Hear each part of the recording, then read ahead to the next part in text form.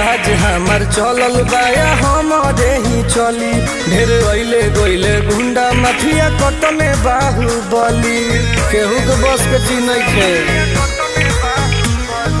राज हमार चलल बाया हमारे ही चली ढेर अइले गइले गुंडा माफिया कतने बाहुबली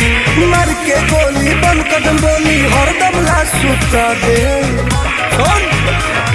महल जवन बदलियो के दुनिया से उठा दे महल जवन बदलियो के दुनिया से उठा दे